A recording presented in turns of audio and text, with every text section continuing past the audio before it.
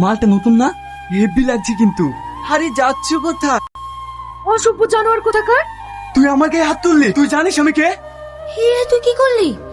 কলেজে সিনিয়রের গায়ে হাত তুললি? এই মেয়ে, তুমি কলেজের সিনিয়রের গায়ে হাত তুলেছো কেন?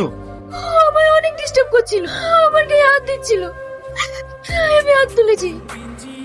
আর পরে যদি শুনি তুই কোনো মেয়ের দিকে তাকিয়েছিস, তাহলে তোকে কলেজ থেকে বের করে দেব। সরি, কিছু মনে করো না, আমি কিছু না জেনেই তোমায় বলেছি। না, তোমার সঙ্গে একটু কথা আছে। হ্যাঁ বলুন। কালকের ঘটনার জন্য আবারও ক্ষমা চাইছি। কালকে তোমায় প্রথম দেখার পর আমি সারা রাত ঘুমাতে পারি। মনে হচ্ছে তুমি যেন অনেক দিনের চেনা।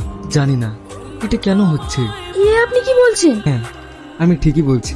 হয়তো তোমায় এক পলকে একটু দেখায় তোমার আমি প্রেমে পড়ে গেছি। কি রে, কলেজের লিডার তোকে কি বলছিল?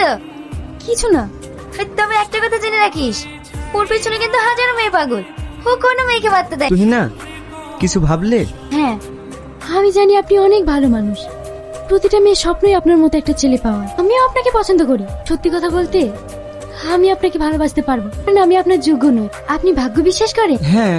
আল্লাহর কাছে দোয়া করেন, যদি আপনার ভাগ্যে আমি থাকি অবশ্যই আপনার কাছে আসবো। আপনি একটা কথা বলুন তো, আপনি প্রতিদিন এই মেয়েদের মেসের সামনে দাঁড়িয়ে থাকেন কেন? বলছি একটু টিনাকে ডেকে দেন না। এটা সম্ভব নয়, যান এখান থেকে। কি হয়েছে? ম্যাডাম, এই ছেলেটা প্রত্যেকদিন এখানে দাঁড়িয়ে থাকে, এখন আবার বলছে তুহিনাকে ডেকে দিতে। এই ছেলেটাকে তুমি চেনো? না ম্যাডাম, ওকে আমি চিনি না। অসভ্য কোথাকার, মেয়েদের মেসের সামনে দাঁড়িয়ে থাকতে লজ্জা করে না? পল্লবী, তুহিনা কলেজে আসছে না কেন? ও আর আসবে না, ও কলেজ ছেড়ে দিয়েছে। এই চিঠিটা আপনাকে দিতে বলেছে। সরি, আমাকে ক্ষমা করে দিন।